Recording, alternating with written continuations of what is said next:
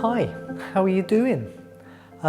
Today I thought, because I've been doing a series of introductory videos, we'd introduce the skeleton. So what I'm going to do is, I think we'll probably work at the top and work out distally and down to the toes, and we'll name every bone that we come across. I'm not going to tell you about bone, I'm not going to classify bones or anything like that. We're just going to name the bones so that when you come across them, you've heard of it and you know where it is. I'm not going to tell you that bones are actually a living, much more flexible tissue than we see here. This stiff, brittle bone is what we see after death. I'm not going to tell you that it's very cellular and those cells are important in maintaining a store of salts, which is vital for life and the cellular function throughout the body. I'm not going to tell you that the medulla, the bone marrow within bones, contains progenitor cells, hematopoietic precursors of blood cells that continually produce cells for our bloodstream. I'm not going to tell you any of that. We're just going to do the names of the bones, all right?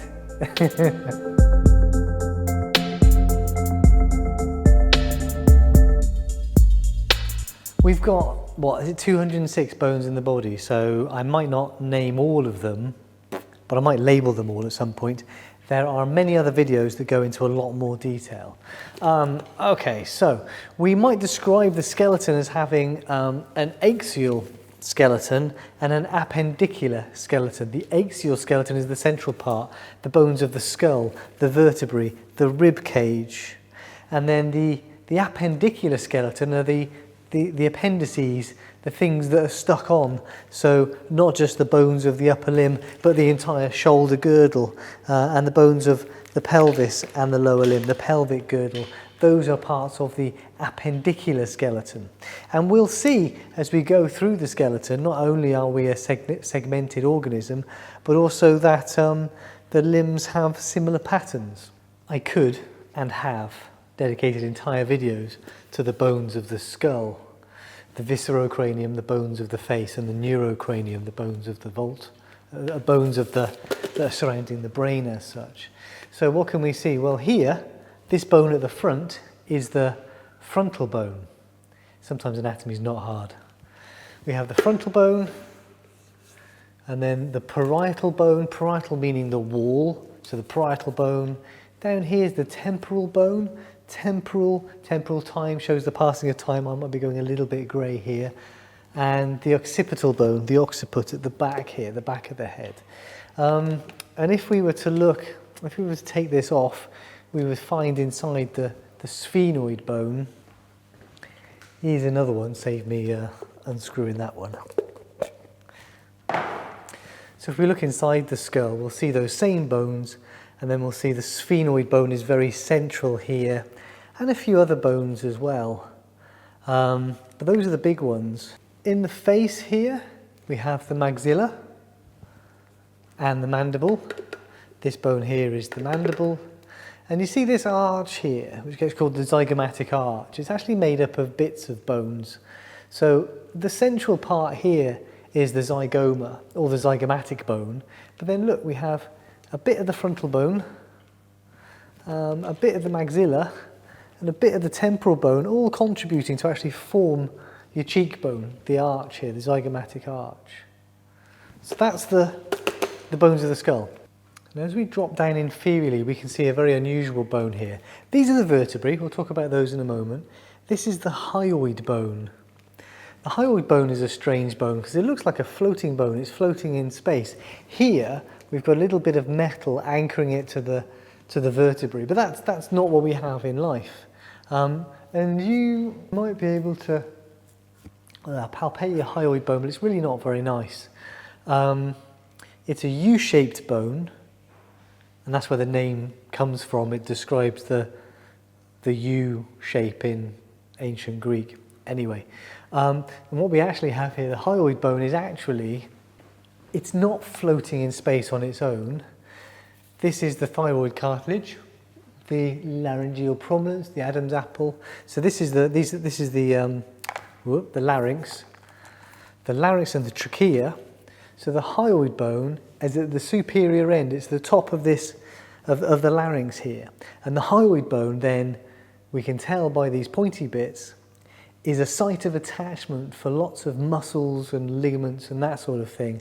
And what that means is that those muscles can pull on the hyoid bone, and by pulling on the hyoid bone, they can raise and lower all of this, which is what I'm doing right now. So you can palpate this yourself. If you palpate your thyroid cartilage and you swallow, you can feel the whole thing going up and down.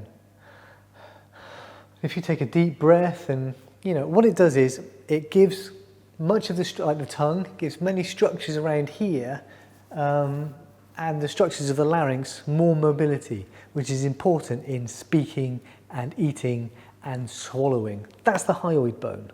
The hyoid bone often comes up in, crime TV programs, because the idea is if it's broken, somebody's been strangled to death. Whereas if they've been hung, it's not broken. That's not the whole story, but that's where you might have heard of the hyoid bone before. Okay then, so the vertebrae. So if we say there are 206 bones in the body, there are a lot of vertebrae. So there are 7 cervical vertebrae. Those are vertebrae in the neck, and they allow, rotation of the head and flexion and extension of the neck. There are 12 thoracic vertebrae, matching the 12 ribs that attach to them. There are 5 lumbar vertebrae, and then we have a bunch of vertebrae that have fused, and this is the sacrum, and a few remaining the remaining bones of the tail, as it were, the vestigial tail, which make up the coccyx. And in fact, the number of coccygeal bones does vary a little bit, I think. So this is why I say we've got 206 bones in the body. As usual, it's a little bit more complicated than that. So vertebrae and ribs. These are the ribs. The ribs then form the thoracic cage with this cartilage here and the sternum. The sternum has essentially 3 parts: the manubrium, which is like the handle of the sword, the body, and the xiphoid process. But this all makes up the sternum. So the sternum and the ribs and the cartilages and the vertebrae make up the thoracic cage, and by, the diaphragm helps us breathe, but also the muscles that move all of these bones, they can move the thoracic cage, increase the volume inside the thoracic cage, which decreases the pressure in there, and the lungs expand, drawing air in. So they're part of breathing, as well as protection of the things that are in there.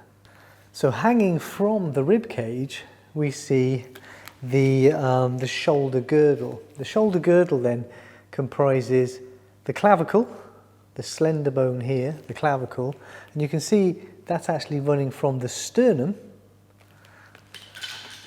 and this is the scapula. So the scapula is a flat bone, and those two together then make a socket for the ball and socket joint of the glenohumeral joint. This is the humerus here, the first bone of the upper limb, the long bone here. This is the humerus. It's called the glenohumeral joint because this curve in here in the scapula is the glenoid fossa. So, you might refer to this as the shoulder joint. Really, this is the shoulder region, and the muscles of the shoulder region are largely involved in moving the upper limb. And part of moving the upper limb is also moving the shoulder girdle. Now you can see here, the shoulder girdle is rigid, right? Doesn't really want to move because it's all nailed together, because it hasn't got any muscles. But your shoulder girdle is very mobile, right? And by moving your shoulder girdle, largely what you're doing is you're changing the direction in which the glenoid fossa faces. And by doing that, you give the upper limb a much greater range of movement. The challenge, of course, is keeping that joint together, strong, safe, and giving it that range of movement. It's a trade-off, right? Okay, scapula, flat, lots of muscles attached to that. Clavicle, humerus. From the humerus then, here's the elbow joint. And the two bones we see here are the ulna and the radius. So you've got two bones in there, the ulnar and the radius. Now the easy way I remember it is that when you take your pulse, that's the radial pulse, because the radius is on that side. So you always take your pulse on the thumb side, don't you? It's like a natural thing. That's the radial pulse. So the radius is on the thumb side. All right, now if we look to see what we've actually got at the elbow joint, the ulnar, this is the ulnar here, so that is ulnar, the olecranon. It's the ulnar that's actually forming the hinge joint with the humerus. And the radius is this pivot joint here. So the radius can actually spin, it can rotate around that point, right? And that is what gives us this movement. The ulnar doesn't move. The radius moves about the ulnar. So we have pronation and supination, and they're caused by the spinning of the radius. And then we get down to the wrist. The bones of the wrist are called the carpal bones. The wrist is known as the carpus, anatomically speaking. And we have 1, 2, 3, 4, 5, 6, 7, 8. So we have essentially 2 rows of 4 bones making up the carpal bones. I'm not going to name them all here. I've done a whole video on that. I'm going to label them for you so you can look at that and read them. And then if we move into the hand, you can see that these are metacarpals. So I said this was the carpus. These long bones are the metacarpals, and they're in this part of the hand. Those are the metacarpals you can feel in there. And then from there, these are the phalanges. So we have proximal, middle, and distal phalanges. Now you might notice something interesting here. 1, 2, 3, 1, 2, 3, 1. Whereas the thumb is 1, 2. So we have this metacarpal bone of the thumb here. That's in there, right? So your metacarpal bone for your thumb is that bone. And then look, your thumb only has a proximal and a distal, a proximal phalanx and a distal phalanx, the 2 phalanges. So that's the hand. So you see, 206 bones, we're really rapidly running through it, aren't we? Oh look, we're down to the pelvis now. Right, okay, vertebrae, so lumbar vertebrae, 5, 4, 3, 2, 1. These are the intervertebral discs. And this is the pelvis here. This is the sacrum, so 5 fused vertebrae forming the sacrum, this solid bone here, and that articulates with the pelvis. But the pelvis is not one bone, and it's not 2 bones either, because we've got left side and the right side. 3 bones make the pelvis. So when you're little, you have 3 separate bones joined by cartilage. And actually, you see the hip joint here. So the socket for the head of the femur. This is the femur here.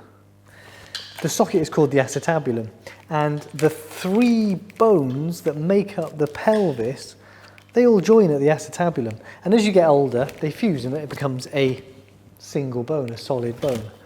Look, whenever we're looking at bones, we're looking at lumpy, bumpy bits, and this is where muscles attach. And a bone will have lots of parts of it named. If you want to remember the names of the lumpy, bumpy bits of bones, like the pelvis, it really helps to understand the names of the separate bones. So, for example, the pelvis, we have up here, this is the ilium, so it's the wing of the ilium. This is the ilium, note the spelling. This is the ischium, so you sit on your ischial tuberosities, that's the lumpy bit back there. And then, come on, this is the pubis. So we have ilium, ischium, and pubis.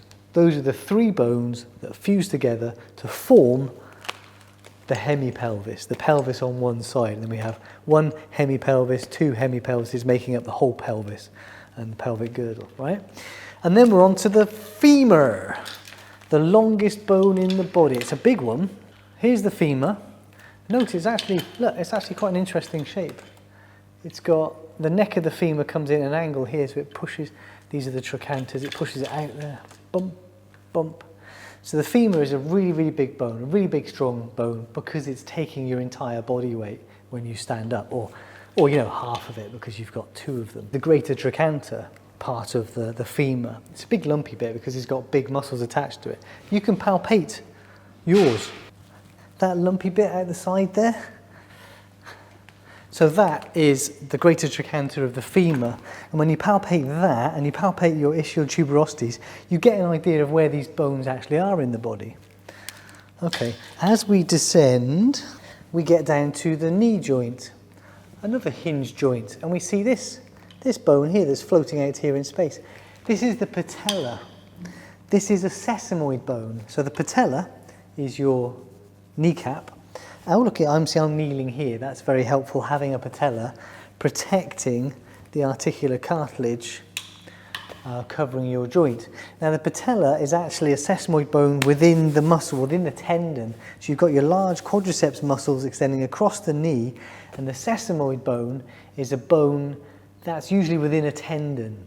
So a bit like the hyoid bone, it's not directly articulating with other bones, but what the patella does is it gives a mechanical advantage to the muscle by pushing it away from the joint.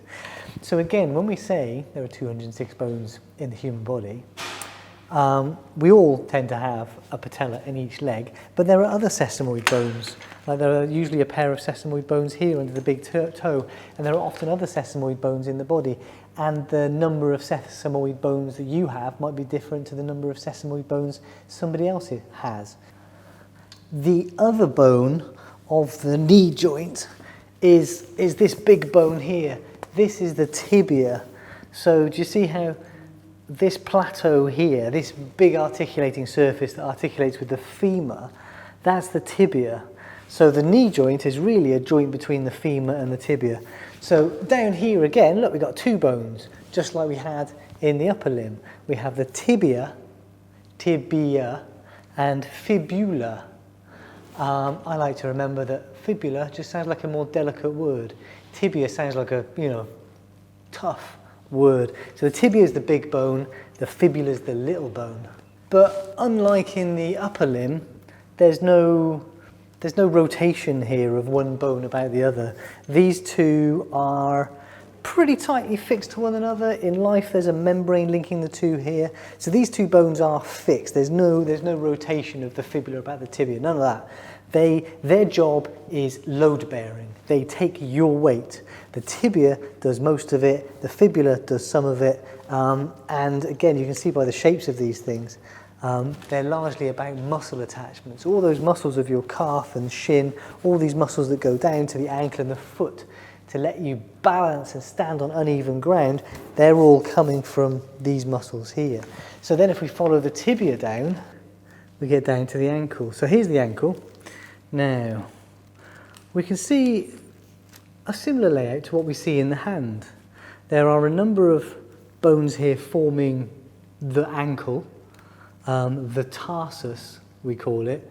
Like we said, the wrist was the carpus, this is the tarsus, and we can see a number of tarsals, a number of tarsal bones. 1, 2, 3, 4, 5, 6, 7, there's 7 of them.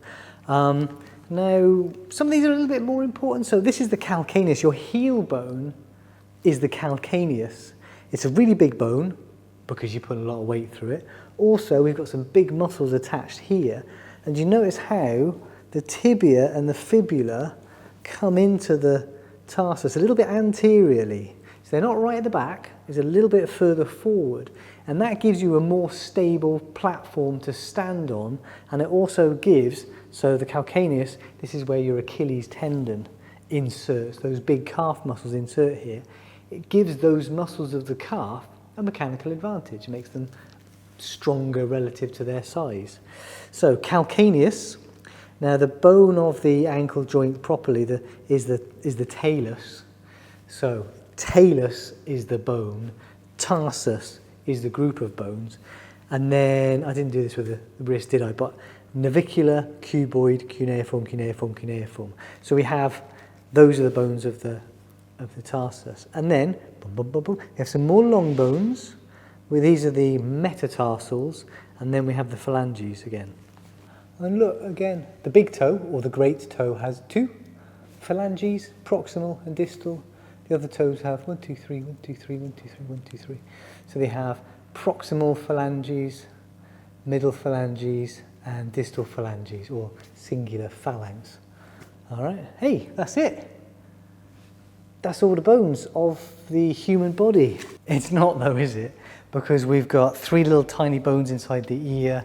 There are other smaller bones forming parts of the skull here.